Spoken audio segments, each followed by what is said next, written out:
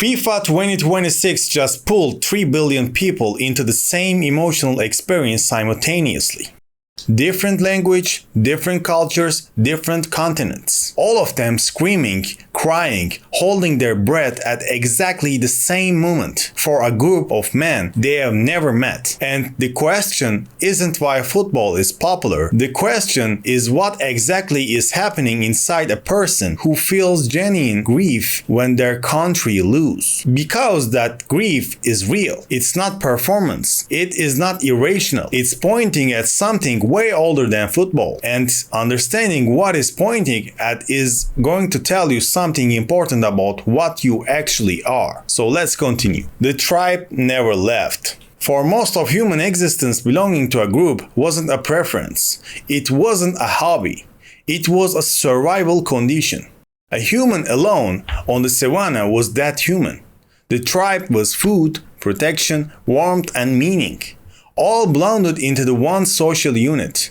And the brain evolved inside the reality for hundreds of thousands of years, which means the drive to belong, to identity with a group, to feel it victorious and defeats as your own, isn't a cultural habit you picked up somewhere. It's a biological inheritance.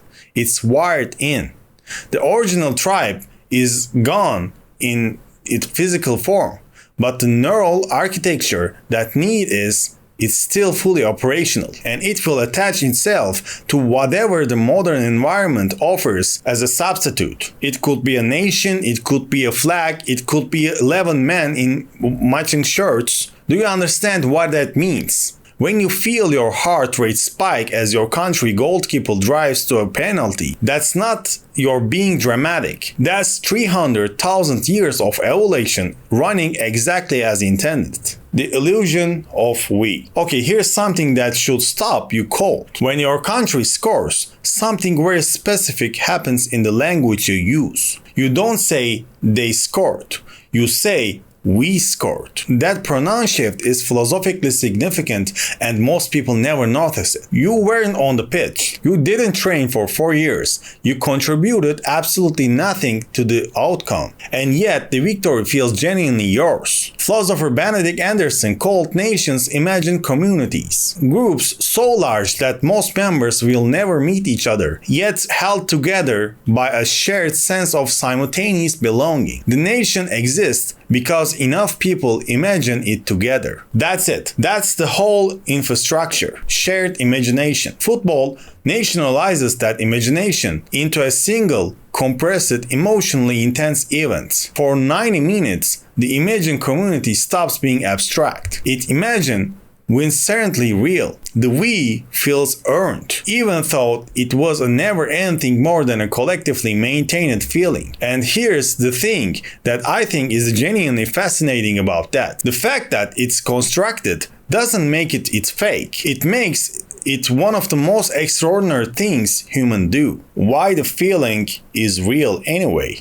Because here's where it gets philosophically interesting. Just because the we is constructed doesn't mean the experience is false. The grief of a loss, the euphoria of victory, the specific electric feeling of watching your country play in a tournament final. These are genuinely emotional events happening in the real nervous systems. The construction doesn't invalidate the experience. It raises a different question. What are we actually experiencing when we feel belonging? Philosopher Charles Taylor argued that human identity is fundamentally rational. We don't discover who we are in isolation. We construct it through the communities we participate in, the language we speak, the stories we share, the theme we support. These aren't decoration on top of the pre-existing self. They part of it, what the self is made of. The football fan isn't deluding themselves when they feel they are part of something larger. The question is just what that something actually is, and whether the story told about it, nation, destiny, identity, maps accurately onto the underlying reality, the dark side of tribal belonging. Okay, now here's the part that less comfortable. Belonging to a group always produces its a mirror image. Exclusion. Every we requires them. And the emotional intensity that makes tribal belonging so powerful also makes tribal conflict so destructive. The same neural systems that produce genuine love and loyalty for the in-group produce suspicion and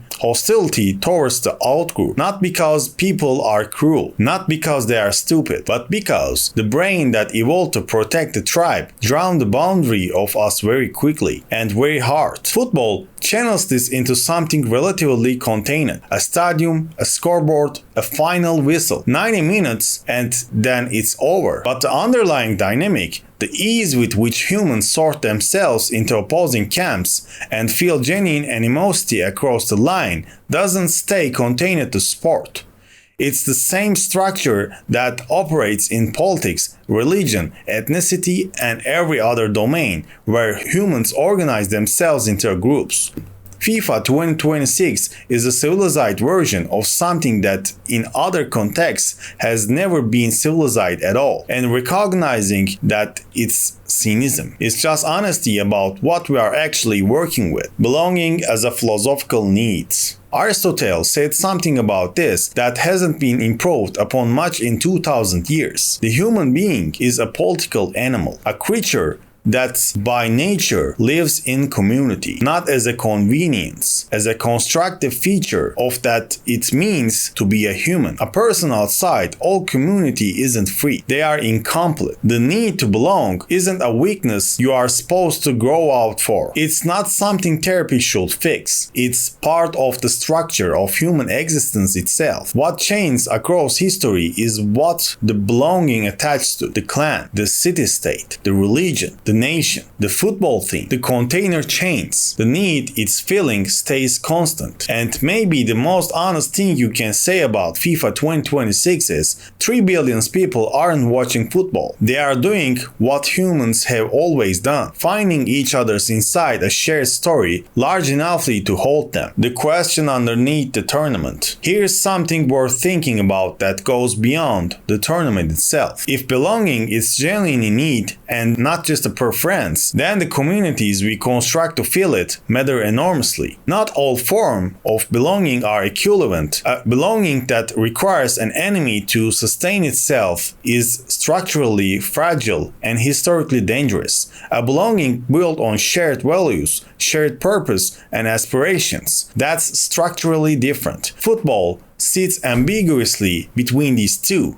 It needs the opponent. Without the other team, there is no game. But at least the best it generates something that transcends the result. The shared experience of having cared about something together, of having been, briefly, part of the same story as millions of strangers who will never know your name. Philosopher Hannah Arendt argued that the public realm, the space where humans appear to each other as equals, engaged in a common world, is where human life becomes most fully itself. For 90 minutes, 3 billion times over. FIFA 2026 is that. Imperfect, commercial, tribal, and real.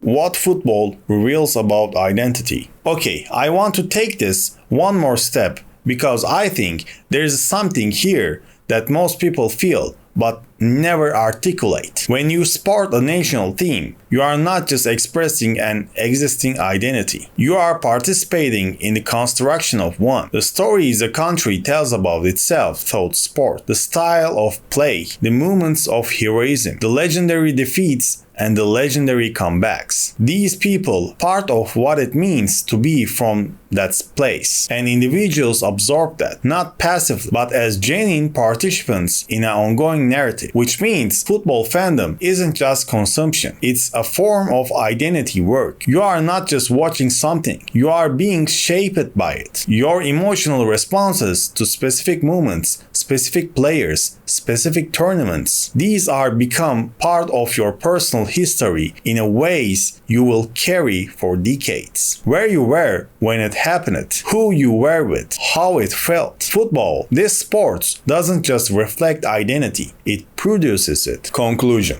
So 3 billion people, same moment, completely different lives, and somehow the same feeling. That's not just impressive as a commercial event. That's one of the most extraordinary things our species do. The World Cup isn't really about football. It never was. It's about the oldest human need there is, to be a part of something that extends beyond the boundaries of the self. To feel, even temporary, that the I dissolves into we, are large enough to matter. The tribe evolved into a nation. The nation concentrate itself into a team, and the 3 billion people gathered around to feel something their ancestors feel around fires. The faces are different, the technology is unrecognizable, but the need is identical. And maybe that's the most remarkable things about FIFA 2026. Not the goals, not the upsets, not the records, but the fact that in a world more fragmented, more isolated, and more individualized than any in human history, 3 billion people still found a reason to feel like we. Anyways, subscribe for more philosophical videos.